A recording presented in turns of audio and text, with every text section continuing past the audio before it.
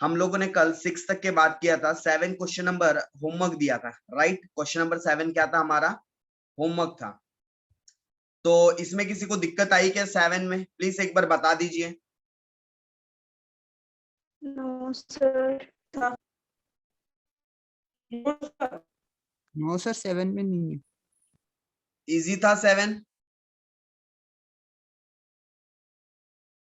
तो हम एक बार इसके आंसर्स चेक कर ले। इजी था तो नो सर बोल रहे हैं, मतलब बताना पड़ेगा। लगता है गाड़ी अटकी है।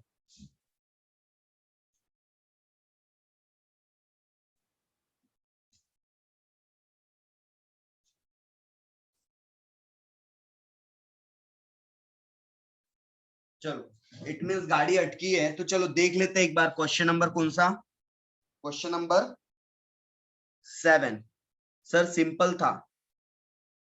अच्छा नहीं, मेरे को लगा नो सर बोले तो। यस सर इजी था। ये है कौन हो? हकुम बटाटा। यस सर इजी था सर, सिंपल था। ओके, तो फिर समझाने की जरूरत नहीं है कि मुझे आंसर बता दीजिए। अपने को कौन कौन से पीरियड के लिए बनाना था बताइए हमें। कैश बजट कौन से पीरियड के लिए बनाना था? कहाँ लिखा हुआ है? ये 3 मंथ्स के लिए बनाना था आपको। जून से मार्च स्टार्ट टू होना था। सर मार्च टू अगस्त तक का बनाना था। नहीं, शायद देखो यहाँ पे लिखा है 7, क्वेश्चन नंबर 7 की बात हो रही है। हाँ सर नीचे, हाँ सर जून 3 मंथ के लिए था। हाँ सर। तो मुझे एक बार आप लोग जून का, जून से अगस्त। जुलाई का और अगस्त का मुझे क्लोजिंग बैलेंस एक बार बता दीजिए। आंसर हम कंफर्म कर रहे हैं, हमें क्लोजिंग बैलेंस बता दीजिए आप लोग कितना आया है। जून का कितना है क्लोजिंग बैलेंस?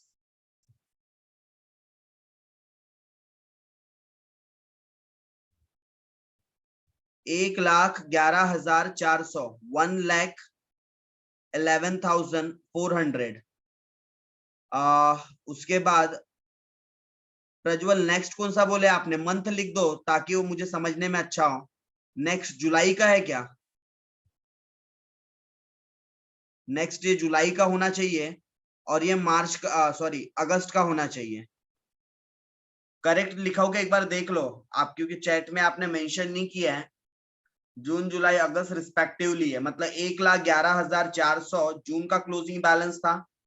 1,02,50 रुपए जुलाई का क्लोजिंग था और अगस्त का क्लोजिंग था 42,500। एक बार आंसर मैच कर लीजिए। किसका आंसर नहीं आया प्लीज बता दीजिए, या कोई पॉइंट जहां पर आप लोग अटके हो, जहां पर आप लोगों को नहीं समझ में आया, प्लीज वो पॉइंट भी पूछ लीजिए।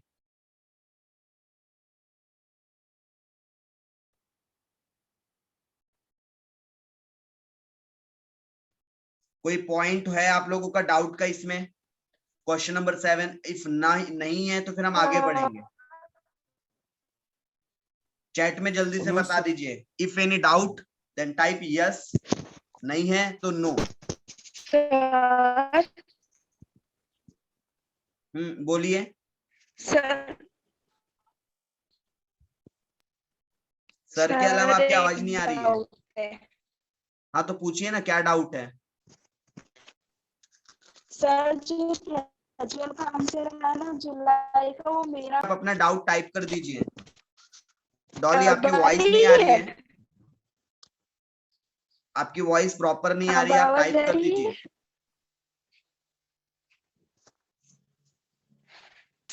सर मेरी आवाज आ रही क्या? सर आवाज आंखों में आ रही है। सर उसका सर आंसर मेरा तो मेरा जुलाई का क्लोजिंग। जुलाई का तुम्हारा अलग निकला है। मुझे पूर्वा ने भी मैसेज डाला है चैट में। 1,00,000। एक एट इतना आ रहा है उसका। सर मेरा 1,03,075 आ रहा है। मतलब सबके अलग अलग ही आ रहे हैं। हाँ सर सेम मेरा डॉली जैसा। ओके, मतलब एक बार क्विकली थोड़ा सा चेक कर लेते हैं। सर मेरा सबके अलग अलग है। हकुमन बटाटा ये है कौन में? एक बार नाम तो बता दो। अच्छा खुशी है, ओके ठीक है। 1,12,400 तो खुशी का भी अलग आ रहा है जुलाई का, तो ठीक है, मोस्टली लोगों के अलग आ रहे हैं आंसर्स। तो एक बार देख ही लेते हैं फटाक से, बहुत ज्यादा समय नहीं लगेगा क्योंकि सभी लोगों ने सॉल्व किया हुआ है। तो क्विकली हम लोग क्वेश्चन नंबर 7 को गो थ्रू कर रहे हैं, ठीक है। हमने बनाना है स्टेटमेंट ऑफ कैश बजट। जल्दी जल्दी आप लोग मुझे फिगर्स बताते चलोगे, ठीक है। स्टेटमेंट ऑफ कैश बजट कौन से पीरियड के लिए बनाने वाले हम? तो स्टेटमेंट ऑफ कैश बजट बनेगा फॉर द पीरियड ऑफ या फॉर द मंथ ऑफ भी लिख सकते हो आप, जून टू अगस्त। हम जून से अगस्त तक के लिए बना रहे हैं, करेक्ट। हम कब से कब तक के लिए बना रहे हैं? जून से अगस्त तक के लिए। ये मैं फॉर्मेट कर रहा हूं, ड्रॉ।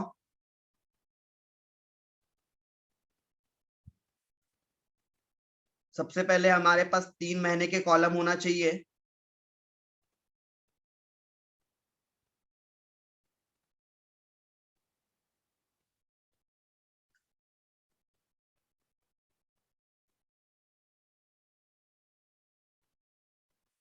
एक मिनट, किसी ने चैट में कुछ डाला है सर अगस्त का। हाँ, सबका अलग अलग है, इसमें क्वेश्चन ही चेक करवा रहा हूँ, ठीक है। तो मुझे यहाँ पर आप लोग सपोर्ट करना कैलकुलेशंस के लिए, जो भी कैलकुलेटेड फिगर रहेंगे मुझे जल्दी जल्दी वो बताना आप लोगों ने। तो ये हमने कैश बजट के लिए क्या कर लिया है, फॉर्मेट बना लिया है। होप आप लोगों ने भी फॉर्मेट बना लिया अच्छे से। पहला कॉलम होता है हमारा पर्टिकुलर का, दूसरा कॉलम होगा हमारा जिस मंथ का बजट बनाना है मतलब जून का, फिर जिस महीने का बनाना है मतलब जुलाई का, और फिर अगस्त का, राइट। तो सबसे पहले हम लोग लिख लेते हैं ओपनिंग कैश कि हमारे पास कितनी शुरुआत में कैश थी। तो हमारे पास ओपनिंग कैश बैलेंस बताइए, तो दिया है क्या? यस सर, दिया है। कितना है हमारे पास? जून मंथ में हमारे बैंक में 1 लाख रुपए थे। सॉरी सर, मैंने ओके, प्रज्वल को गलती मिल गई लग रहा है, बट फिर भी और भी डिफरेंसेस आए हैं प्रज्वल, आपके अलावा और भी 4-5 अलग अलग आंसर्स आए हैं, ठीक है। आपको तो गलती मिल गई लेकिन 4-5 अलग अलग आंसर आए हैं। दैट्स वाई मैं एक बार इसको थोड़ा सा फास्ट में थोड़ा बता ही देता हूँ। ओके, उसके अलावा ये ओपनिंग कैश बैलेंस के अलावा हमें यहाँ पर ऐड करनी होती है कैश रिसिप्ट। तो उसके लिए हमने जब क्वेश्चन पढ़ा होगा तो हमें पता चला होगा कि हमारे पास पैसे कहाँ कहाँ से कैश आने वाली थी। तो एक तो सेल से कैश आने वाली है, और उसके अलावा एक तो सेल से कैश आने वाली है, और उसके अलावा ये सेल कमीशन से पेमेंट होने वाला है, ठीक है। उसके अलावा इसका पेमेंट 2 महीने डिले होता है। सेलिंग एक्सपेंसेस के अलावा प्लांट खरीदा तो इसका भी पैसा अगस्त में जाएगा, ठीक है। तो ये भी पेमेंट वाला आइटम है। पेड किया और सिर्फ एक ही इंफॉर्मेशन है, ठीक है। सिर्फ सेल से ही हमें पैसे आने वाले, एकमात्र इंफॉर्मेशन है सेल्स से, वो भी कैसे मिलने वाला है। तो यहाँ पर हमें क्रेडिट पीरियड दिया था, there is a 2 month credit period allowed to the customer. Customer मतलब जिनको हम सामान बेचते हैं, मतलब हमने 2 महीने का क्रेडिट पीरियड दिया है। तो मुझे बताइए अप्रैल का सेल का पैसा कब मिलने वाला है? अप्रैल मई 2 महीने छोड़ के जून में मिलेगा। तो जून में मुझे कितने पैसे मिल जाएंगे? 80,000। एक बार मुझे बताइए सही चल रहा है? हाँ सर। आगे की कहानी मैंने बोला नहीं, चुपचाप से लिख दिया। सही लिखा हो कि एक बार चेक कर लो। एकदम देखो सिंपल चीज है, अगर आपने अप्रैल का पेमेंट जून में कर दिया मतलब अप्रैल का पैसा 2 महीने बाद मिलेगा ना, मतलब जून में मिलेगा। मतलब ही मई का पैसा कब मिलेगा? जुलाई में।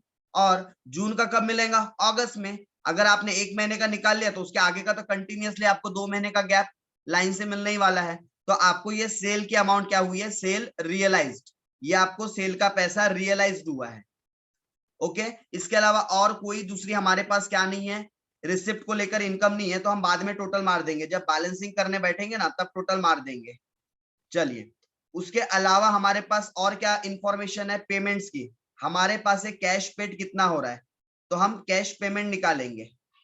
क्या निकालेंगे हम? Cash payment. तो कैश पेमेंट में मेरे पास से पहले परचेज का पेमेंट होगा। चलो कर देते हैं परचेज का पेमेंट। तो परचेज को लेकर कहाँ इंफॉर्मेशन थी? ये थी, हमने अपने सप्लायर से भी 2 महीने का क्रेडिट पीरियड रिसीव्ड किया है। मतलब मेरे ये अप्रैल का पैसा कब जाने वाला है? जून में। अप्रैल का पैसा कब जाने वाला है? जून में। तो जून में कितना आ जाएगा? 41,000। फिर जुलाई में कितना पैसा जाएगा? 40,500। और फिर कितना जाएगा? 38,500। ये 38 है, ठीक है, 38,500।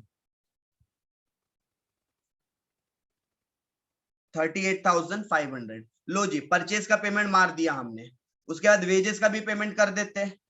उसके बाद वेजेस, तो वेजेस के लिए क्या बोला था?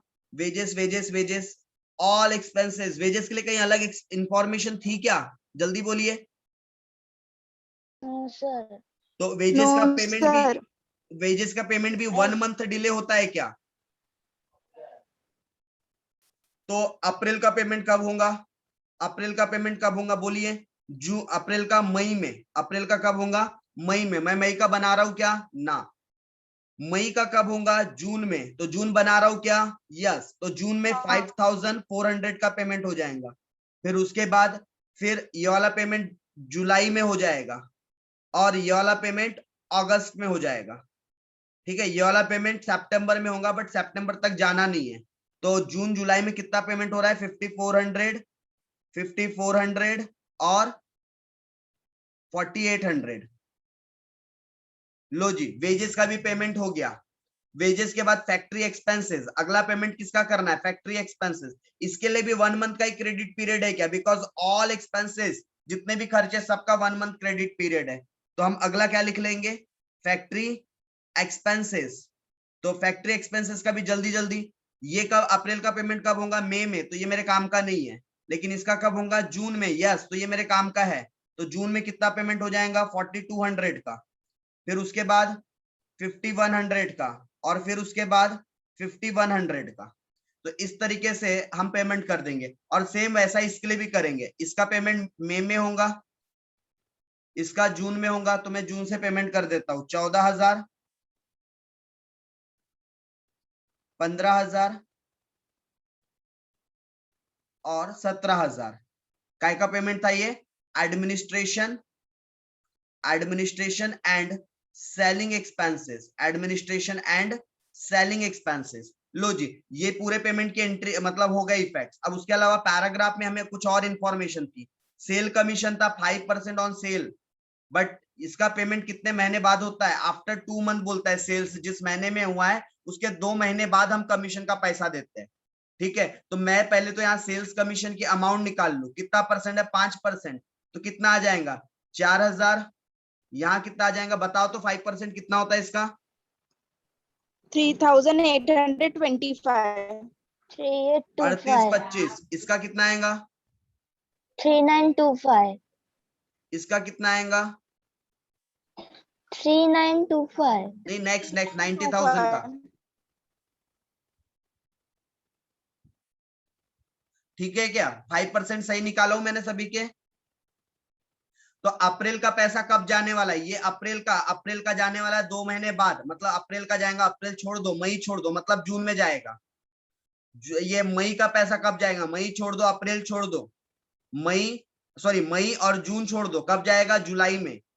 और ये जून का है तो जून छोड़ दो, जुलाई छोड़ दो, ये कब जाएगा? अगस्त में। तो मुझे 3 महीने का ही पेमेंट चाहिए था। तो मेरा सेल कमीशन का पेमेंट कब कब होने वाला है?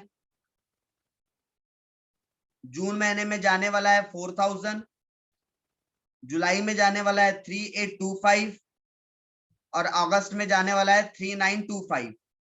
करेक्ट हो गया यहां तक के? उसके अलावा और कुछ बोला है क्या? यस, उसके अलावा एक और खर्चा है। हमने प्लांट 65,000 का खरीदा था। ठीक है, विल परचेज पेड इन अगस्त। और इसका पेमेंट कब करना है बोलता है? इन अगस्त। तो अगस्त में एक और पेमेंट आएगा, किस नाम से? Plant purchased. हमने एक प्लांट खरीदा था, उसका पेमेंट हुआ कौन से महीने में? अगस्त। तो 2 महीने में नहीं हुआ, अगस्त में हुआ। कितना? पूरा 65,000, पूरा 65,000। और उसके अलावा और बोलता है एंड द डिविडेंड, एक और पेमेंट हो रहा है, किसका? डिविडेंड का। ठीक है, और एक पेमेंट हो रहा है, किसका? डिविडेंड का, for the last financial year. Sir हाँ सर एक क्वेश्चन था सर। हाँ, सर पूछिए। जैसा अपन ने कमीशन का पेमेंट सर 1 मंथ के बाद में किया ना सर, यानी जैसा कमीशन कब का था? जून के इसमें सर अपन ने अप्रैल का जो था जून में लिया ना। किसकी बात कर रहे हो आप? हेलो किस चीज की बात सर, कर रहे हो बोला आप? कमीशन सेल के हिसाब से अपन ने। हाँ सर ठीक एक है। मिनट सर हाँ। कमीशन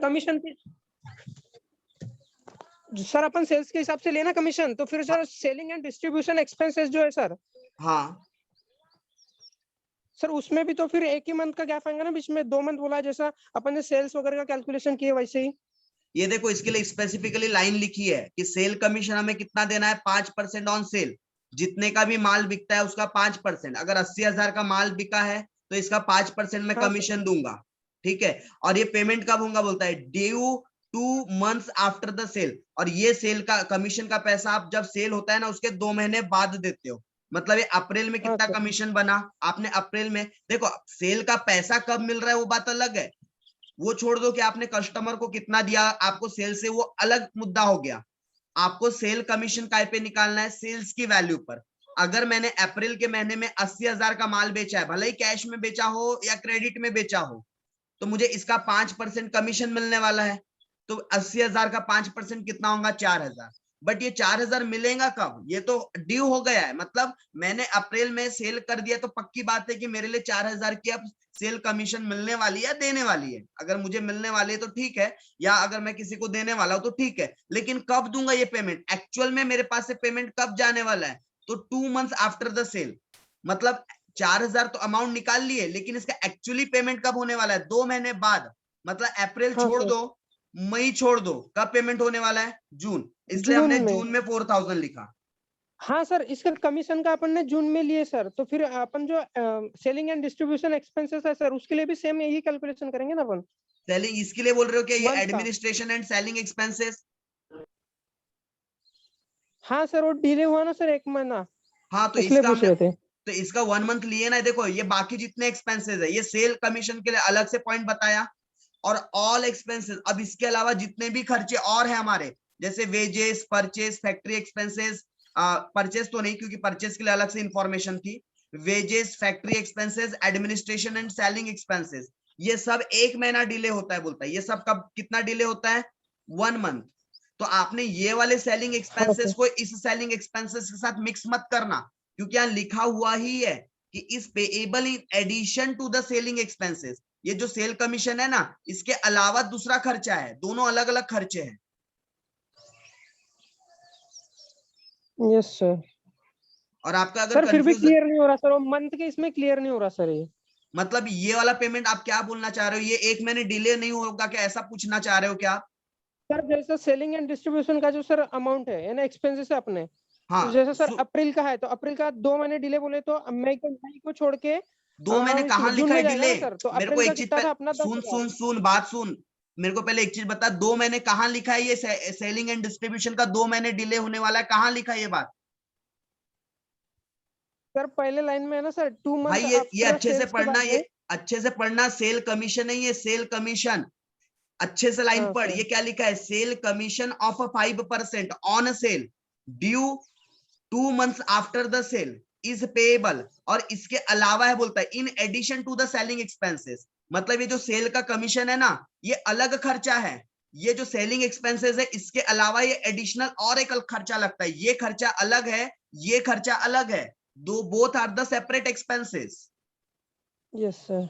दोनों अलग अलग खर्चे हैं। और ये जो खर्चे की हाँ बात कर सर रहे हो तो ना, ये 2 महीना, इसके लिए यहां सर इंफॉर्मेशन सर दी है सर कि all the expenses payable in the following months. हाँ सर, तो सर वही पूछना था सर, जो एडिशन टू सेलिंग एक्सपेंसेस है सर, ये अप्लीकेबल नहीं होगा सेलिंग एंड डिस्ट्रीब्यूशन एक्सपेंसेस पे। और भाई जो इसका, नीचे में बोला है all the expenses are payable in following month, तो वो ये अप्लीकेबल होगा ना। हाँ लेकिन तू अभी भी इंटरप्रेट गलत कर रहा है, इंग्लिश पढ़नी समझ नहीं पा रहा है यहाँ की, ठीक है, अभी भी इंग्लिश नहीं समझ पा रहा है। यहाँ पर क्या लिखा है कि ये जो सेलिंग कमीशन है हमारा, ठीक है, 5% हाँ हमें सर। सेल के ऊपर देना है, ये किसके अलावा है बोलता है। क्योंकि ये जैसे भी तुम्हारे माइंड में कंफ्यूजन आया ना कि यार ये भी सेलिंग एक्सपेंसेस है और ये सेल कमीशन भी तो सेलिंग एक्सपेंसेस ही होता है, तो दोनों सेम होंगे ना, ऐसा तुम्हारे माइंड में कंफ्यूजन आ सकता है। इसीलिए क्वेश्चन वाले ने क्लियरली बताया कि ये सेल कमीशन, ये सेलिंग एक्सपेंसेस के अलावा एक्स्ट्रा का खर्चा है, अलग खर्चा है। मैं क्या बोलता हूं कि मैं आपको मैनेजमेंट के अलावा एडिशनली एडिशनली आपको मैं स्टेटा भी पढ़ाता हूं, तो दोनों अलग अलग चीजें हैं ना। मैं एमए के अलावा आपको एडिशनली क्या पढ़ाता हूं, स्टेटा पढ़ाता स्टार्टअप हूं। में पड़ा। तो हाँ दोनों सर। अलग अलग चीजें, ये क्या बोल रहा है, in addition to the selling expenses, मतलब सेल को मैं ऐड करने वाली बात नहीं है, ये सेलिंग एक्सपेंसेस के सेपरेट अलावा है सर वो। खर्चा है। हाँ सर। दोनों अलग अलग एक्सपेंसेस है, ये एडमिनिस्ट्रेशन एंड सेलिंग है, ये एडमिनिस्ट्रेशन एंड सेलिंग, ये अलग एक्सपेंसेस है। और ये जो सेल कमीशन जो बोला है ना, ये अलग एक्सपेंसेस है। Sale commission is a different expenses, और ये वाले एक्सपेंसेस के लिए 2 मंथ का क्रेडिट पीरियड है। बाकी जितने भी एक्सपेंसेस है, ऑल एक्सपेंसेस, सबके लिए 1 मंथ का sir credit sir period sir है। सर सर मैं वो नहीं बोल रहा था सर, जैसे कमीशन का है ना सेपरेट पॉइंट है सर, बट हाँ उसके बाद में और बताया है कि यानी इसका सेलिंग एंड डिस्ट्रीब्यूशन का भी खर्चा है करके, in addition to selling and distribution expenses.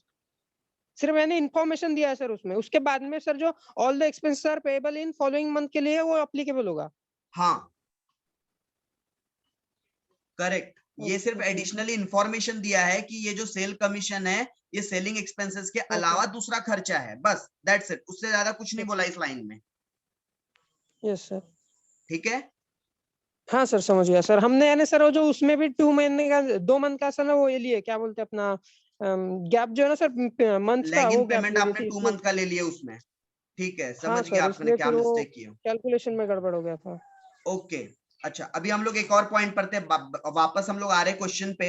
हम लोग यहाँ पर पहुंच गए थे डिविडेंड, तो डिविडेंड का भी पेमेंट होने वाला है हमारे पास से, डिविडेंड का भी पैसा जाएगा।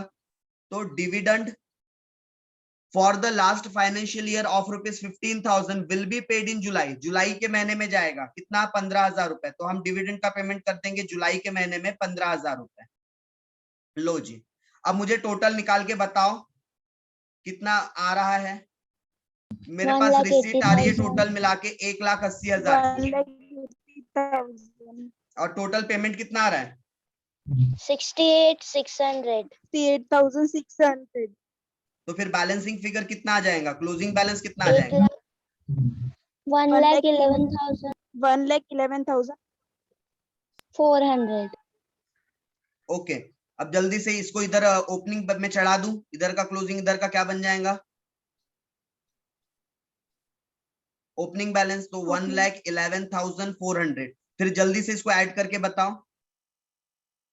1,87,900. 1,87,000, और इसकी टोटल कितनी आ रही है पेमेंट्स की, 84,825. 84,825, 225, 84,825.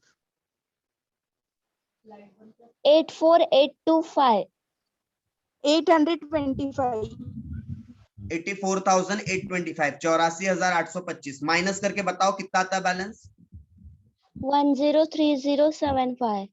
1,03,075, ओके। इसको भी इधर ओपनिंग में चढ़ा दिया, ऐड करो कितना होता है, 1,81,500. 1,81, और इसकी पेमेंट की टोटल कितनी आ रही है, 1,34,325, 1,34,000, 325. 320, और माइनस करके 47,250. 47,000, okay, so this is your answer, this is your question number 7, closing cash balance. okay, जिन जिनका गलत था वो एक बार देख लो भाई, जिनका रॉन्ग हुआ था वो एक बार सॉल्यूशन चेक कर लो। मैं फुल स्क्रीन पर लगा देता हूं, ठीक है। तो आप लोग इसका स्नैप लेना चाहो, मतलब फोटो स्क्रीनशॉट लेना चाहो तो ले लीजिए।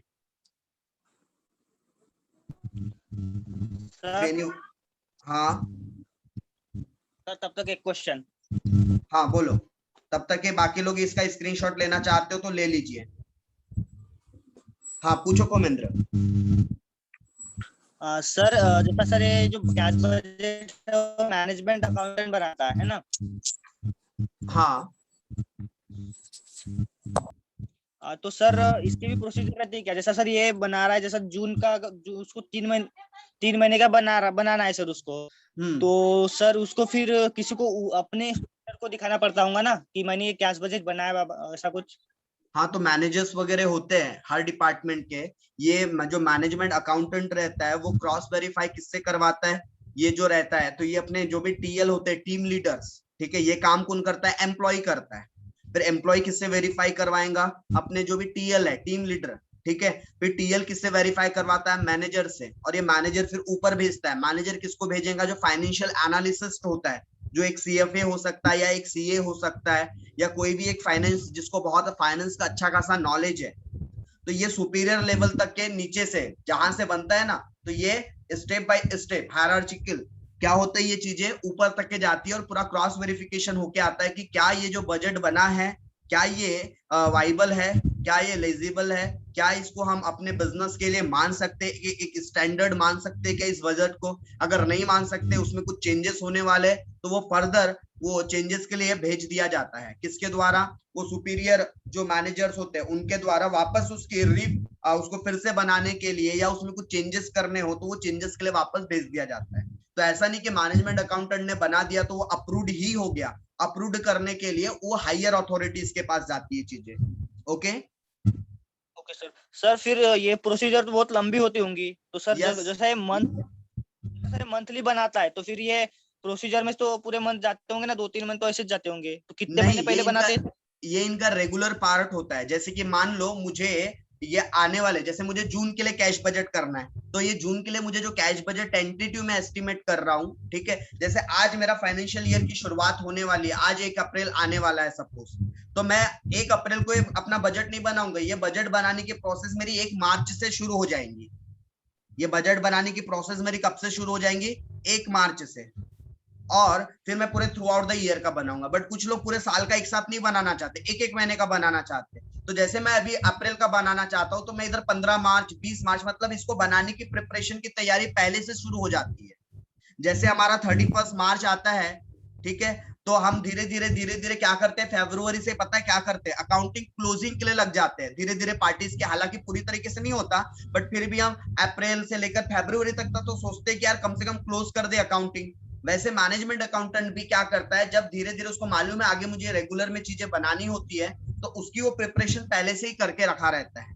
मतलब एक दिन की प्रोसेस नहीं है, ये सारी चीजें ओवरनाइट में नहीं बनती, समय लगता है, और समय लगता है तो ऑब्वियस है वो पहले से समय लेते हैं इस चीजों के लिए। और एक डिपार्टमेंट क्या होता है, एक बंदा ही है जो स्पेसिफिक यही काम करेगा। बड़े ऑर्गेनाइजेशन में पूरी एक टीम ही होती है, टीम का काम ही है इस चीज को करना। उसमें एक बंदा सिर्फ कैश के बजट बनाएगा, एक बंदा सिर्फ सेल का बजट बनाएगा, एक बंदा सिर्फ प्रोडक्शन का बजट बनाएगा, एक बंदा सिर्फ वेजेस का बजट बनाएगा, ऐसे बहुत सारे बजट्स बनते हैं। सर और एक है, हाँ सर जैसा यहाँ पे बोला है कि जो भी असेट्स वगैरह लिया है इसने, प्लांट लिया है सर, ठीक है, तो सर वो फिर जो सब फिर उसमें मंथली डेप्रिसिएशन लगाएगा फिर, या साल में एक बार से लगाएगा सर? डेप्रिसिएशन बोल रहे हो क्या? हाँ सर, यहाँ पे लगता भी है क्या सर? नहीं, कैश बजट में डेप्रिसिएशन नहीं आता। हम लोगों ने आई गेस आपने जब थ्योरी पढ़ा रहा था तब ध्यान भी दिए होंगे, यहाँ ओनली एंड ओनली हम कैश एक्सपेंडिचर्स या कैश रिसिट्स लिखेंगे। जो भी हमारे नॉन कैश एक्सपेंडिचर्स है, जैसे आरडीडी, डेप्रिसिएशन, किसी भी प्रकार का रिजर्व बनाना, किसी भी प्रकार का प्रोविजन बनाना, ये हमारी कैश बजट में नहीं आता। कैश बजट का मतलब ये होता है कि हम एक्चुअल कितनी कैश आ सकती है, कितना पैसा आ सकता है, कितना पैसा जा सकता है, हम उसकी अकाउंटिंग करते हैं या उसके लिए स्टेटमेंट प्रिपेयर करते हैं। यहाँ उधारी या फिर यहाँ पर कोई प्रोविजंस, कोई रिजर्व्स या किसी भी प्रकार से नॉन कैश आइटम्स की बातें होती ही नहीं है। तो डेप्रिसिएशन लगता साल के एंड में ही है, बट वो यहाँ पर आता ही नहीं है। क्यों? क्योंकि वो नॉन कैश एक्सपेंडिचर होता है। डेप्रिसिएशन कैसा एक्सपेंडिचर है? नॉन कैश एक्सपेंडिचर है। सर और लोन के बारे में फिर? हाँ, लोन के बारे में देखो, अगर आप लोन लोगे, अगर आपने लोन लोगे तो आपके पास कैश आ जाएंगी ना, दैट्स वाई वो आपके लिए रिसिप्ट बन जाती है। और लोन का आप रीपेमेंट करोगे तो आपके पास से कैश चली जाएंगी, इसलिए वो कैश पेमेंट में आता है। फिर सर इसका भी प्लानिंग फिर पहले से ही होती होंगी क्या सर इसमें कंपनी में, जैसा फिर मैनेजमेंट अकाउंटेंट तो ये भी करता होंगे क्या सर कि हमको लोन लेना है आगे, तो इसका भी बजट बनाना है? यस, इस चीज की प्लानिंग होती है। कैसे प्लानिंग होती है इसकी, अगर हम थोड़ा प्रैक्टिकल सिनेरियो को या प्रैक्टिकल सिचुएशन को एनालिसिस करें, फॉर एग्जांपल मैं कंपनी का मैनेजर हूँ, ठीक है, और मेरे अंदर में आप जैसे, मैं कौन है, मैनेजमेंट अकाउंटेंट है, तो मैंने मैनेजमेंट अकाउंटेंट को जिम्मेदारी दे दिया। मैंने आप लोगों को बोला कि यार एक काम करो, बताओ तो हमारे पास जनवरी में टेंटेटिव, ठीक है, चलो जनवरी नहीं, अभी हम कौन से महीने में, फिलहाल में अभी मई का महीना चल रहा है। मैंने आप लोगों को बोला मुझे एक काम करो तो मिस्टर अकाउंटेंट साहब आप बताओ हमारे पास मई एंड में टेंटेटिव कितनी कैश रहेंगी।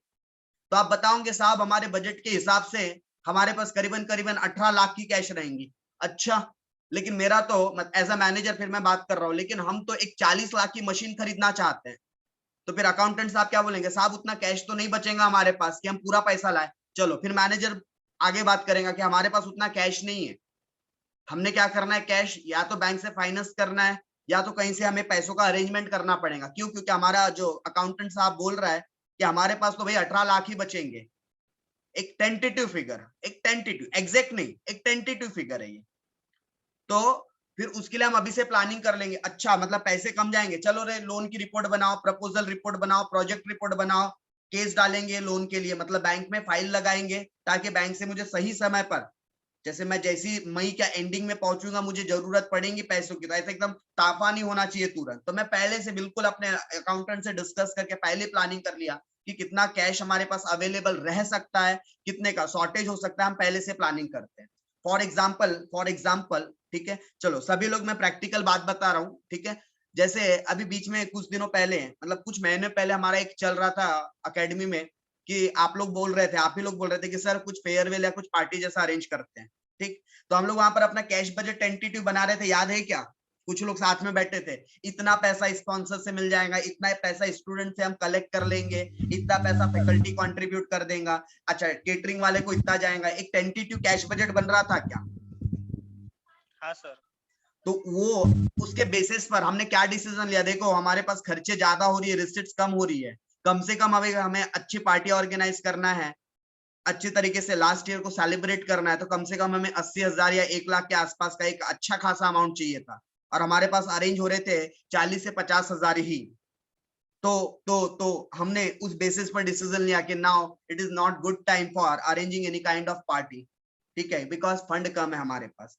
तो अब उसके बेसिस पर हमने डिसीजंस लेने चाहिए थे। तो सेम वैसा ऑर्गेनाइजेशन के अंदर भी होता है। ये जो अपन पढ़ रहे हैं ना, लिटरली ये चीजें प्रैक्टिकली आप लोग भी अपने डे टू डे लाइफ में यूज करते हैं। जब आप घर से निकलते हैं ना, एक एस्टिमेटेड कैश लेकर निकलते हैं कि मेरे पास cash receipt estimated opening cash इतना है, मैं मार्केट जाऊंगा तो एक अंदाजन टोटल लगा के जाते हैं ना घर से ही पहले, क्या ऐसे बस घर से पूरा बोले लाओ झोले में पूरे पैसे जितने खर्च होंगे बोले जितने बच के आ जाएंगे, ऐसा कोई करता है क्या? ना, हर कोई एक टेंटेटिव कैलकुलेशन करता है। अब पता नहीं आप लोग कितना करते हो नहीं करते हो, मैं तो इवन दो राशन की दुकान पर भी जब जाता हूँ ना घर से ऐसे लिस्ट बना के, तो पहले ही हम लोग टेंटेटिव कैलकुलेशन कर लेते हैं। अच्छा शक्कर 35 रुपए किलो चल रही होंगी तो 10 किलो 350 की हो जाएंगी, चाय पत्ती 400 रुपए किलो चल रही होंगी तो 400 की हो जाएंगे, ऐसे एक टेंटेटिव में रफ में बना लेता हूँ, और फिर उसके हिसाब से फिर हम लोग मार्केट में घुसते हैं और फिर करते हैं। नो डाउट एक्चुअल से आपका जो बजट है डिफर कर सकता है, हो सकता है मैं 35 के हिसाब से अपना कैश बजट बनाया था, कैश जाएंगे, पता चला मार्केट में 34 में शुगर मिल गई, बच गया कैश, या हो सकता है 38 में मिल गई, बढ़ गया रेट, तो वो वेरी कर सकता है, बट ये हेल्प करता है हमें कोई भी डिसीजंस लेने के लिए। ठीक है खोमेंद्र? सर और एक, हाँ बिल्कुल बिंदास पूछो। चलो बाकी एक मिनट खोमेंद्र एक मिनट, किसी को दिक्कत तो नहीं है ना क्वेश्चंस वगैरह कर रहा है तो प्लीज एक बार बता दो, क्योंकि अच्छे क्वेश्चन पूछ रहा है। देखो सॉल्व तो करना ही है, बट सॉल्व के साथ साथ प्रैक्टिकल नॉलेज भी मिले तो बेटर है। किसी को दिक्कत हो तो प्लीज चैट बॉक्स में बता दो। खोमेंद्र कंटिन्यू करो क्वेश्चन। सर जैसे मैनेजमेंट अकाउंटेंट कैश बजट बनाता है सर, तो इफ सर इसमें लॉस हो गया सर, बहुत लॉस हो गया सर तो कंपनी में, तो सर ये फिर क्लेम सिर्फ मैनेजमेंट अकाउंटेंट को ही करेंगे क्या सर? मैनेजर नहीं, वो रिस्पॉन्सिबल रहेगा। अब फैक्टर को देखा जाएगा, क्यों भाई क्यों ऐसा हुआ? कैश बजट तुमने बनाया था, तुमने बोला था कि हमारे पास 10 लाख की कैश बचेंगी, यहां तो उल्टा 8 लाख माइनस में आ गए, तो रीजन देखा जाएगा क्यों ऐसा 18 लाख का डिफरेंस आ गया। मैनेजमेंट अकाउंटेंट के हिसाब से 10 लाख रुपए का हमारे पास सरप्लस बचना चाहिए था। तो पता चला कि हमारी एक बहुत बड़ी पार्टी थी जिनसे पैसे मिलने वाले थे, वो पार्टी ने पैसे ही नहीं दिए। उम्मीद था, टेंटेटिव था कि वो अगले महीने पैसे दे देंगी, बट वो पार्टी ने पैसे ही नहीं दी। क्या कर लेगा मैनेजमेंट अकाउंटेंट? कॉलर थोड़ी पकड़ेगा जाके उस पार्टी का कि उस पार्टी ने क्यों हमको 30 लाख रुपए नहीं दी। तो ये रिस्पॉन्सिबिलिटी होती है, अकाउंटेबिलिटी होती है, बट इसका ये मतलब नहीं है कि अगर आपका बैलेंस मैच ना करे या उसकी वजह से कोई आपका मतलब डिसीजन लेने में आपको समस्या हो तो आप मैनेजमेंट अकाउंटेंट को पकड़ लोगे या फिर मैनेजमेंट मैनेजर को पकड़ के आप धो दोगे। वो अकाउंटेबल है, वो रिस्पॉन्सिबल है, वो जवाब देंगे। देखो साहब, वो पार्टी से 30 लाख लेने थे, बट पार्टी ने सही समय पे दिया नहीं, डिफॉल्ट कर गया। अब इसमें मैनेजमेंट अकाउंटेंट की क्या गलती? उसने तो इस प्रिजम्पशन के साथ किया था कि 2 महीने बाद पैसे मिल जाते, तो 2 महीने बाद उसके पैसे मिल जाएंगे, बट मिले ही नहीं। क्या कर लेगा यहाँ पर वो? तो अकाउंटेबल होता है, रिस्पॉन्सिबल होता है। इसका ये मतलब नहीं कि सारा भांडा उसके सर पे फोड़ दो। अगर कोई उसके हाथ की भी कंडीशन नहीं रही होंगी तो वो भी क्या कर लेगा। Yes sir. ओके, और बस सर हो गया, आएंगे तो और पूछेंगे। ओके ठीक है, अभी ये वाला session just less than 1 minute है, ठीक है। तो हम कंटिन्यू करते हैं क्योंकि आगे क्वेश्चंस भी करने हैं, तो अभी हम कंटिन्यू में सेशंस करेंगे। इमीडिएटली ज्वाइन कर लेना, ठीक है। और भी ऐसे डिस्कशंस करते रहेंगे। जिनके भी माइंड में क्वेश्चन आ रहे हैं, please you can raise, you can ask. और किसी के माइंड में आ रहा है तो पूछ लो। बस अभी सेशन एंड ही हो रहा है ये वाला।